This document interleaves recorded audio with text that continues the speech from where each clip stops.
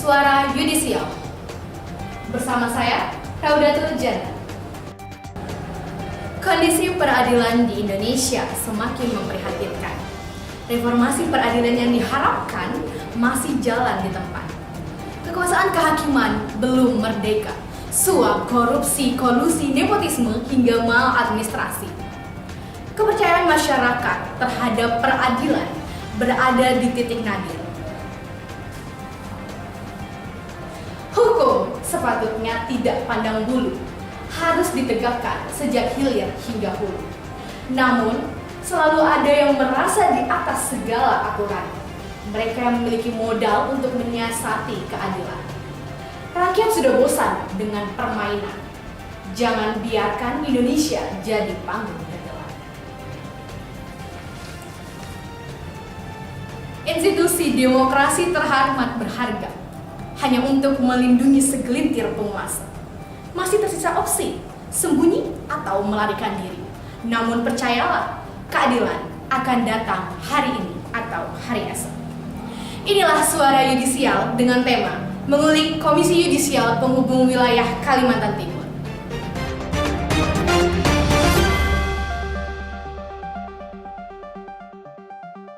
Komisi Yudisial merupakan salah satu lembaga negara yang bertugas untuk melakukan pengangkatan hakim agung dan juga mengawasi perilaku hakim, menjaga martabat dan keluhuran dari hakim. Mungkin banyak masyarakat yang belum mengenai Komisi Yudisial.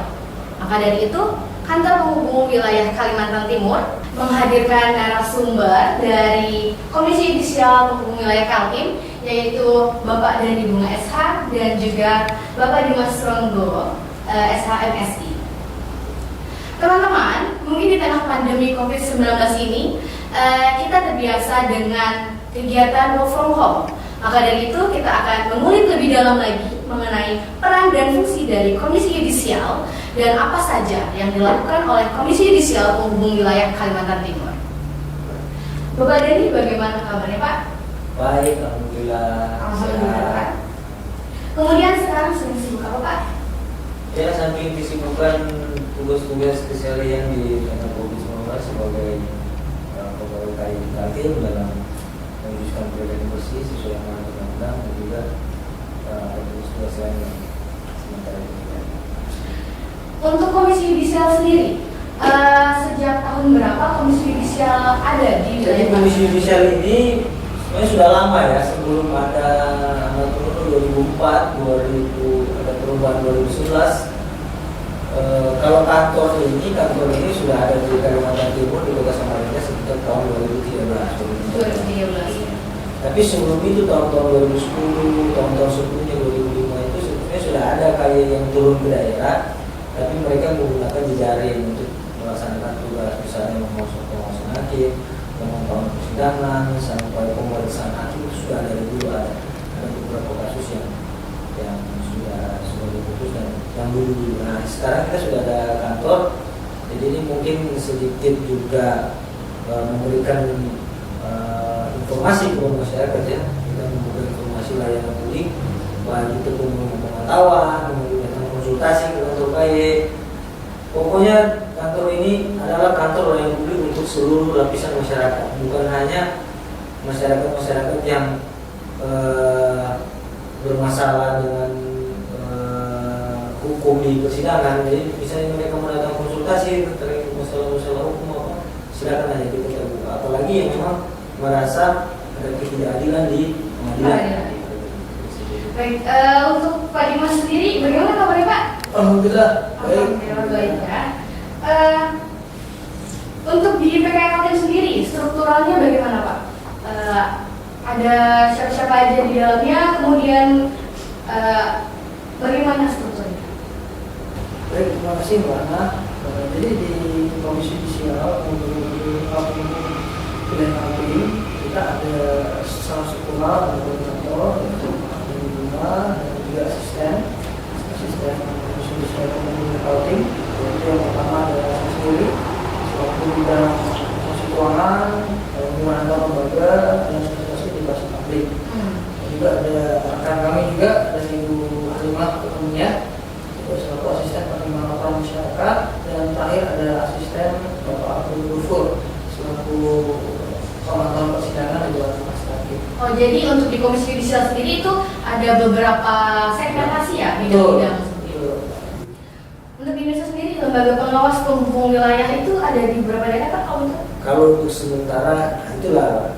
Apakah merata di seluruh provinsi? Ya itu yang memang menjadi PR kita ya bersama, baik itu di internal PR kita ya, saya mengingat itu bukan kesalahan daripada KAI, itu sebenarnya PR. Memang dulu ketika dibikin hanya 6 terus jadi 8 jadi 12 terus jadi 12 sekarang, itu memang melihat kebutuhan daripada lembaga peradilan. Tapi ternyata beriring waktu berjalan ternyata lembaga KAI ini semuanya ada di setiap. Saya memberikan contoh sederhana seperti ini. Kantor polisi, polsek misalnya. Walaupun tidak ada penjuri di situ bukan berarti polsek di kecamatan itu tidak ada. Ya kan? Misalnya walaupun tidak ada hakim yang nakal, hakim di pengadilan misalnya satu daerah kabupaten kota semua jujur semua nih. Kan tidak berarti bahwa tidak perlu ada pengawasan. Itu kan sama sederhana dengan tentara kita TNI. Walaupun tidak ada perang itu bukan berarti tidak perlu ada militer, ya kan? Harus ada itu. Sederhana sebenarnya. Kok dibuatnya hanya 12? Dibuat aja di 34 provinsi dan ada di setiap kabupaten kota yang ada pengadilannya. Bukan untuk mencari-cari kesalahan hakim, lagi-lagi bukan untuk mencari-cari kesalahan, tapi untuk menjaga kehormatan hakim itu sendiri. Mungkin berbicara mengenai peradilan, mungkin bisa dijelaskan sedikit nih Pak mengenai tugas dan juga wewenang dari Komisi Yudisial sehingga masyarakat di sini bisa memahami lebih dalam lagi apa itu Komisi Yudisial. Tugas pokok kali itu semuanya tadi yang pertama dan yang paling mulia itu menjaga kehormatan martabat hakim, dan yang kedua untuk KAI di daerah sendiri itu tugas pokoknya itu yang kita sebut dengan penghubung Komisi Yudisial di daerah, misalnya Kalimantan Timur atau Sulawesi Utara atau Makassar. Itu tugas utamanya itu melakukan pemantauan, menerima permohonan pemantauan persidangan. Jadi kita mantau semua persidangan menggunakan kamera, menggunakan alat media, kita catat semua dan kita laporkan itu ke pusat secara berjenjang. Jadi kita tidak bisa ekspos itu ke media, tapi itu kita mantau secara resmi sesuai dengan nama. Jadi kita bukan seperti media. Kalau teman-teman media kan mereka cuma dan itu pun terbatas. Misalnya kalau kita dia terbatas, bisa kita yang inisiatif, misalnya kita dapat informasi, kita mantau persidangan atau kita menerima laporan dari masyarakat untuk pemantauan. Dan kedua, kita juga menerima dugaan laporan masyarakat, misalnya ada hakim yang nakal atau ada hakim yang masyarakat yang merasa ketidakadilan oleh perilaku hakim. Dan yang ketiga, yang paling penting, kita ada namanya yang diberikan oleh Pak Dimas, yaitu komunikasi antar lembaga. Misalnya dengan jejaring, itu yang sangat penting. Karena kenapa semua itu bermuara dari situ, berawal dari situ, berawal dari situ. Sebelum dia ke laporan dengan jadi sekali masyarakat itu dibuat bingung dan mereka tidak paham. Jadi silakan kalau ada masyarakat atau LSM atau siapapun namanya masyarakat atau para pihak yang berperkara di pengadilan yang baru-baru aja mungkin tidak paham. KAI adalah salah satu lembaga di luar Mahkamah Agung, di luar pengadilan. Misalnya ada namanya pengawas, badan pengawas Mahkamah Agung, tapi itu kan internal. Kita maksudnya dari luar. Jadi silakan kalau memang teman-teman mau ini, ada Pak Dimas Logo yang mengurus untuk hubungan antar lembaga, ada Pak Abdul Ghafur yang misalnya pemantauan dan pengawasan hakim, dan ada Ibu Halimah yang menerima laporan dugaan pelanggaran. Terima kasih Pak. Mungkin saya kembali ke Pak Dimas. Tadi berbicara tentang hubungan antar lembaga. Apa saja nih jejaring-jejaring atau NGO yang diajak bekerja sama oleh Komisi Yudisial? Sebenarnya kalau berbicara hubungan antar lembaga di setiap instansi maupun institusi manapun sudah familiar dengan istilah tersebut. Cuma kalau dalam Komisi Yudisial kita ada definisi yang berbeda terkait tentang hubungan antar lembaga, yaitu adalah menjaga dan membentuk jejaring. Jejaring ini yang sebenarnya menjadi salah satu upaya kita. Karena persoalannya kita butuh partisipasi dari ekstern di luar dari yaitu masyarakat, baik itu kemudian juga akademisi, praktisi, bahkan kemudian masyarakat tokoh masyarakat yang ada di wilayah Timur khususnya gitu ya. Dan tentunya di Komisi Yudisial Penghubung Wilayah Kaltim ini juga tersegmentasi dengan jaringan kita. Yang pertama, segmen pertama ada ring 1 kita, yaitu dari para NGO, organization, yaitu yang paling kita jaga hubungan dan juga komunikasinya. Misalnya di segmen NGO ini ada Kopi 30 Samarinda, terus ada Wahana Lingkungan Hidup, ada WALI, terus ada Jatam, ya, dan advokasi tambang, dan organisasi mahasiswa lainnya yang kemudian juga bisa memberikan kontribusinya, memberikan informasi, bahkan memberikan berbagai ibaratnya sinergitas lah kepada kita. Dan ini juga segmen yang kedua ini juga terfokus pada segmen pemerintahan. Jadi kita sebagai lembaga negara yang secara vertikal dibentuk oleh Komisi Yudisial RI merasa bahwa perlu juga kita menjaga hubungan dan juga pola komunikasi itu dengan pemerintah daerah. Dan itu juga banyak instansi-instansi terkait yang ada relevansi dengan hubungan kewenangan dari Komisi Yudisial. Misalnya ada Ombudsman, ya, ada terus kemudian Kemenkumham, Kementerian Hukum dan HAM, dan tentunya juga yang menjadi jaringan utama di segmen pemerintah ada Pengadilan Tinggi, Pengadilan Negeri, Pengadilan Agama, Pengadilan Militer dan sebagainya. Nah ini tentunya juga mendukung intensitas Komisi Yudisial ini bisa dikenal secara ekstensifnya dan juga bisa diberikan atensi dari pihak pemerintah. Dan tentunya di segmen ketiga ini yang saya ingin sampaikan terakhir yaitu adalah segmen kepemudaan.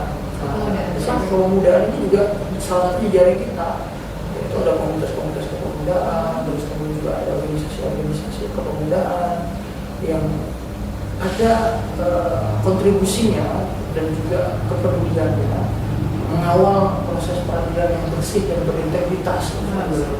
Mungkin itu kawan. Oke, lanjut tadi Bapak ada mengatakan inovasi program nih. Mungkin saya sedikit ingin bertanya mengenai apa saja nih inovasi program dari Komisi Yudisial Penghubung Wilayah Kalimantan Timur ini sekarang? Di tengah pandemi mungkin. Banyak Pak Rani, saya, Pak Gofur, ada dua-dua sebenarnya juga. Sekarang era-era milenialisme ya, artinya Milenial. mindset kita ini harus punya mindset yang bisa diterima di segala kalangan. Tentunya kalangan pemuda yang punya semangat 45 yang harus kita rangkul dan kita arahkan. Tentunya juga kita di tengah Komisi Yudisial itu juga mempunyai program inovasi inovasi terkait yang bisa menunjang pola komunikasi, terus juga sinergitas, dan juga dengan optimalisasi kewenangan kita di daerah, gitu, terutama dalam program suara yudisial ini. Kita mengingat pasca diumumkannya pandemi COVID-19 ini di Indonesia, kita juga harus mencari alternatif lain agar tidak selalu dan dulu kita memobilisasi massa atau mengumpulkan massa yang banyak untuk wilayah konsumsi dan seterusnya. Artinya ya kita harus mengikuti nih perkembangan zaman dan juga perkembangan terhadap situasi yang harus bisa beradaptasi. Betul, makanya di suara yudisial ini salah satu inovasi yang ingin kita sampaikan kepada pelayan umum dan juga publik bahwa Komisi Yudisial Wilayah Kaltim juga memiliki tanggung jawab penuh untuk melaksanakan optimasi kinerja maupun program kerja yang ada di Komisi Yudisial. Terima kasih Pak. Terkait keadaan Komisi Yudisial untuk di wilayah Kalimantan Timur sendiri, harapan kedepannya akan seperti apa?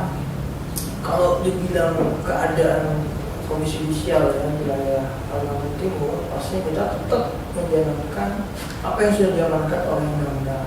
Maka dari itu, ketika kemudian bicara tentang situasi dan kondisi kita di daerah, pasti kita juga menyampaikan bahwa situasi dan kondisi kita akan terus memberikan segi profesionalitas kerja dan sekaligus memberikan kualitas kerja yang terbaik untuk bangsa dan negara kita. Maka dari itu, ketika kemudian bicara langkah ke depan maupun harapan-harapan ke depan tentang eksistensi Komisi Yudisial, kita juga harus menjawab dengan optimis bahwa Komisi Yudisial harus selalu ada di negara Indonesia.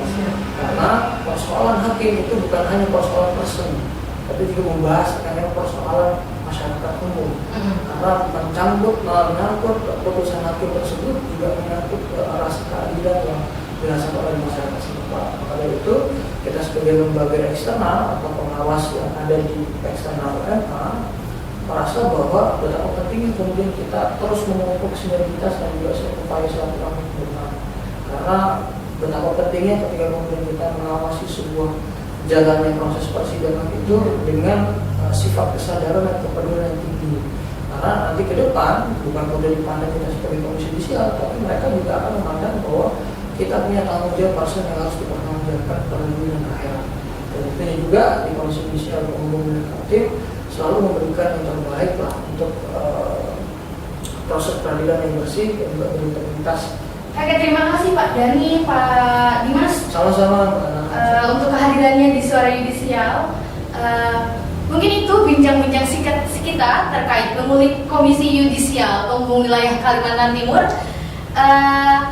Perlu ditegaskan bahwa Komisi Yudisial itu adalah salah satu lembaga yang bertugas untuk mengawasi perilaku hakim dan menegakkan martabat hakim di pengadilan.